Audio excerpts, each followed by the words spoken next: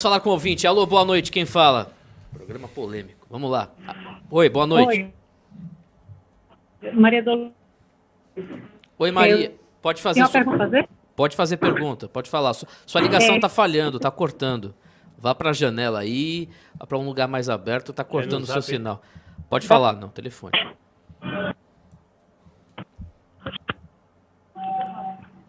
Melhorou? Melhorou, pode falar, melhorou. Pronto. Renato, você trabalha com segurança. O que é que você recomenda para segurança pessoal?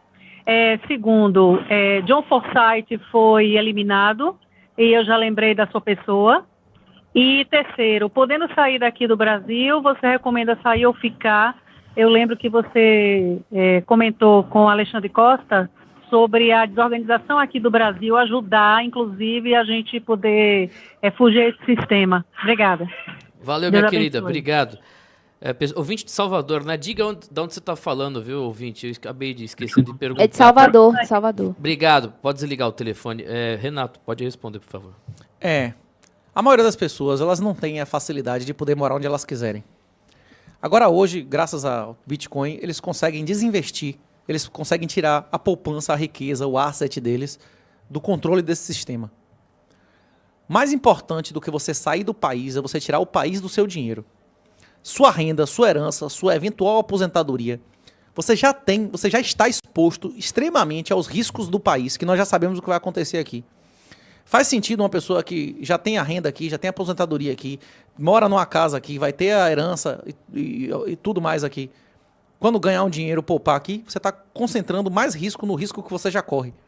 Então, a mais importante é você tirar a sua riqueza do país do que você sair fisicamente. Eu acredito que nos próximos anos, nas próximas décadas, a criminalidade no Brasil tende a despencar. Tanto devido à questão demográfica, né? A população está diminuindo nas capitais do Nordeste, a população do Brasil já está envelhecendo exponencialmente, quanto pelo totalitarismo absurdo que vai ver com o sistema de câmeras e gamificação. O dinheiro físico tem os seus dias contados. Quando não existir mais dinheiro físico e o governo souber onde cada pessoa está o tempo todo, todas as transações forem monitoradas com biometria, vai ser muito difícil o crime da maneira que a gente conhece hoje. Haverá uma repressão muito maior, com câmera em todo lugar. Isso não é uma teoria. Se você for ver o número de pessoas que foram presas em Salvador nos últimos anos com o sistema de reconhecimento facial chinês, é absurdo, é maior do que qualquer delegacia. Tem pessoas que são reconhecidas. Se você tiver um mandado em aberto, entrar no metrô, você vai ser reconhecido e preso. Era uma coisa que era inimaginável há décadas atrás. Então, para onde ir? Era a questão. Depende muito se você tem família, se você já tem um patrimônio absurdo como o Wagner. Pergunte ao Wagner, e muita gente está indo para Portugal. Portugal é um bom lugar para você ganhar sua vida trabalhando, péssimo. Médico lá ganha 1/10 do que o médico ganha aqui. O engenheiro lá, a maioria dos guris lá, das pessoas jovens estão desempregadas, nativos, imagine um estrangeiro indo para lá. Portugal é um lugar excelente, se você tiver um asset grande, eles têm uma política maravilhosa de isenção com Bitcoin, você consegue ficar realizando eternamente, indefinidamente, valores altíssimos, sem pagar imposto nenhum. Beleza, é um lugar para você ir gastar dinheiro. A maioria das pessoas vão embora gastar dinheiro? Não vão. Depende. Dependendo da sua atividade, o melhor lugar pode ser os Estados Unidos, fazer os steps, se for médico, virar médico lá. Se você for um cara sem formação, que quer ser Uber, garçom, pode ser Irlanda, tem vários lugares. Depende muito. Se você é solteiro, se você é casado, se você está indo aposentar, se você é empreendedor. Um lugar que eu ligaria o meu radar para começar a prestar atenção é El Salvador. El Salvador passou por um processo de desnazificação. Mais de 1% da população foi preso em menos de 120 dias. Não parou. Eles ficaram um ano sem homicídio. Imagine um lugar que tem 1/3 quase da população da Bahia passar um ano sem homicídio. Vamos fazer uma proporção. Será que a Bahia já passou 100 dias sem homicídio? Mas ele tá com uma popularidade recorde também, no Bukele. Eu acredito que se esse cara fizer sucessor e essas iniciativas continuarem, o país vai ser recolonizado. Era um país que perdia população durante mais de 30 anos. Perdia mesmo, perdia dezenas de milhares de pessoas por ano para a migração e agora virou no 0 a 0. E essas políticas que ele vai fazer agora de facilitação de visto e tudo mais, deve inverter. O El Salvador pode ser uma Singapura das Américas, com a diferença que ele vai ser umas 40 ou 50 vezes maior do que a Singapura original, né? E com mais recursos naturais. Renato, aproveitando essa questão do El Salvador como exemplo, seria interessante você falar, porque tem muitos formadores de opinião da direita que quando a gente coloca o exemplo do El Salvador, como foi feito, o que Bolsonaro simplesmente deixou de fazer e os índices de criminalidade, né, os criminosos da alta cúpula todos na cadeia. O que foi feito lá, segundo a interpretação de muitos, não poderia ser feito no Brasil, porque o Brasil tem uma dimensão territorial muito maior e, em tese, mesmo sendo o anão diplomático conhecido que é, a República das Bananas, mesmo assim, segundo muitos, a nível geopolítico internacional, chamaria mais atenção e seria um alvo de disputa que não permitiria que o que aconteceu lá pudesse acontecer aqui, o processo de desnazificação. Nesse sentido, seria interessante explicar por que um território maior é muito mais fácil, inclusive, se você estudar a história da implantação dos regimes, das tiranias, é muito mais fácil você estabelecer uma ditadura em um território maior, mais fragmentado, mais heterogêneo, como é o caso do Brasil, do que num país menor.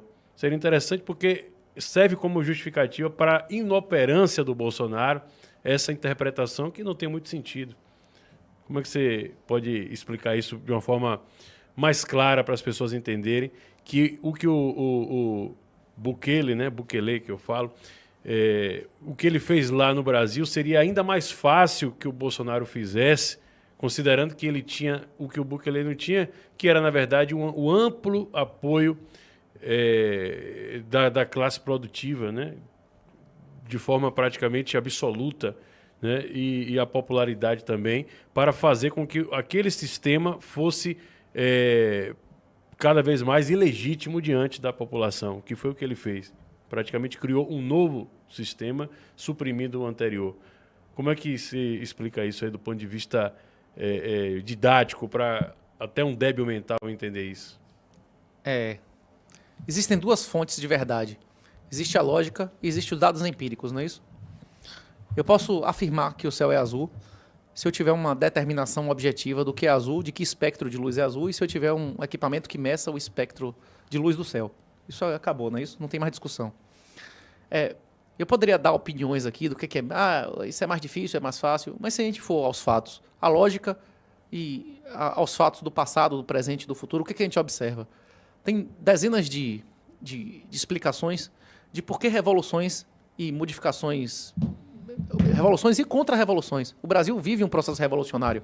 O que Bolsonaro prometeu foi uma contra-revolução. Foi uma restauração de valores do Brasil profundo que estavam e estão sendo destruídos. Não é isso que ele propunha? Bolsonaro não propunha nada que não... Ele era o desenho do reacionário, de alguém que defendia a volta de valores do passado, não é isso? Do que o Brasil realmente era, do Brasil profundo. Né? E chegou lá e fez o oposto. E o Brasil profundo não eram 71 leis feministas, né? Não era a mãe solteira receber o dobro do como é o nome da Bolsa Vagabundagem de Bolsonaro lá? Auxílio Brasil. Auxílio Brasil. Auxílio Brasil. O Brasil profundo é remunerar a mulher que larga o marido. Nunca foi, né? Mas, voltando. Se você quiser ler um livro especificamente que demonstre isso que eu estou dizendo, Hans Hermann Hoppe, Democracia é o Deus que Falhou, tem diversos livros de Hoppe que ele demonstra como qualquer modificação, qualquer imposição, qualquer revolução ou contra-revolução é muito mais fácil em países grandes do que pequenos. Tem diversos argumentos, mas o mais fácil para você entender é o seguinte: se Salvador fosse uma cidade, se Salvador fosse um país, ou a Bahia fosse um país, é muito mais fácil você encontrar o governador, os secretários no shopping, no restaurante, do que você descobrir o governante em Brasília. Quanto maior o país, é mais fácil a elite dirigente se isolar do resto da população e se isolar de influências, inclusive de ser assassinado. Você acha que o Bukele ele consegue se esconder numa cidade-estado, num paizinho com a população da região metropolitana de Salvador? Agora, vamos para a realidade. Vamos ver se bate com a realidade. Quais foram os grandes países que tiveram revoluções comunistas? Tirando os Estados Unidos, são os maiores países do mundo, né? A União Soviética, a Rússia, ainda é o maior país do mundo. A China. E a China, né? Isso que... Então... Que é heterogênea, muita gente não sabe, mas um país absurdo. Ele era muito mais heterogêneo na época da Revolução do que hoje. Existiam dominantes, mais de 70 idiomas, eles puseram essa nova língua lá. E o que está acontecendo com o próprio Brasil hoje, né? O que está acontecendo com o Brasil hoje? Não, existe um processo de homogeneização absurdo. As pessoas que apoiam o Bolsonaro, até os artistas agora estão sendo proibidos de cantar, de trabalhar, eles vão eliminar as oposições. A questão é que como o Cass Sunstein, o cara que colocou inclusive o Obama, que era o orientador de Obama, que botou o Obama para dar aula em Chicago, ele defende há mais de 20 anos, inevitavelmente haverá a formação de bolhas. daqui a 10 ou 20 anos, as pessoas que forem realmente livres, que tiverem Bitcoin, que tiverem vários passaportes, residências, eles não vão querer, não vai haver convivência, não vai poder coabitar. Você não vai falar nem o mesmo idioma. Você vai querer que seu filho seja educado num lugar onde os professores são aqueles... Como é o nome do cara que foi dar aula pros drogados lá de Isidório e ficou ensinando coitadismo e revanchismo racial? Como é o nome do cara? Você vai querer um cara desse dando aula pros seus filhos, é isso? Hein? E revanchismo racial, que você foi escravo, que você tem direito à compensação e tal. O coitadismo. Esse coitadismo, esse negócio é uma máquina de destruição, pô. Deus é a realidade. Deus é a realidade das coisas. Quando você nega a realidade das coisas, você está negando a Deus. Você tá passando a servir o demônio. É por isso que o socialismo é satânico. Você querer... se você pegar só o Gênesis, só o primeiro livro da Bíblia, ele é muito claro. A maldição do homem é comer do suor do seu rosto. Quando você quer comer do suor do rosto de outro macho, você está negando a ordem divina do primeiro livro da Bíblia, não é isso? Feminismo é satânico. Ele nega a ordem que Deus, a primeira ordem que Deus deu à mulher. E isso é autodestruição espiritual. É isso que esses caras estão ensinando nas escolas. É isso. A formação de bolhas de KSS é inevitável. Mas o discurso coletivo, o discurso oficial, as mídias oficiais vão para um nível de uniformidade sem precedentes. Não vai ter caras como eu na internet daqui a 2, 3 anos. As pessoas que derem a real, que derem a Red Pill, inclusive Red Pill é uma expressão que agora já é oficialmente uma expressão típica de extremistas e terroristas internos nos Estados Unidos. Quem disser a verdade vai ser eliminado dos meios de comunicação. Se você não tiver uma conta no NosTR, se você não buscar descobrir como funciona PGP, como funciona Bitcoin, você nem sequer terá condições de ter acesso à verdade. A internet vai ser monitorada. Em poucos anos não vai existir mais dinheiro físico. Se você não tiver Bitcoin, você não vai ter acesso à internet livre. Você não vai ter condição de entrar... De comprar um aparelho que não seja comprometido. Essa semana foi comprovado que 100% dos iPhones, o russo demonstrou, que 100% dos iPhones tem backdoor. Os caras podem fazer gravação ambiente e fazem, de políticos, diplomatas e tal. Você acha que esse chinês não tem isso? Se o iPhone tem isso, imagina o chinês, imagina o Samsung que você tem. Pelo amor de Deus, né? Então, se você quiser ter algum nível de liberdade, a hora é agora, viu? A janelinha tá fechando, viu? A janela de oportunidade vai fechar. E quando ela se fechar, bicho...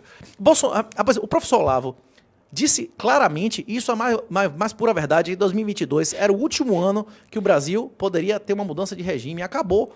Nunca mais haverá uma eleição que possa modificar as instituições desse país. Acabou. Eles contam os votos, eles escolhem quem são os candidatos, eles escolhem quem tem partido, não é isso? Roberto Jefferson pode ser candidato. Quem dá esperanças... E no final eles ainda podem caçar o cara sem previsão legal, não é isso? Quem dá esperanças de que ainda há possibilidade de reação ao que está posto. Serve a mentira. Serve a quem? Serve a quem? Serve a quem? Quem serve a mentira? Serve a quem? Quem é o príncipe da mentira? O que Bolsonaro está fazendo é isso. Quem é o príncipe da mentira? Deixa eu chamar.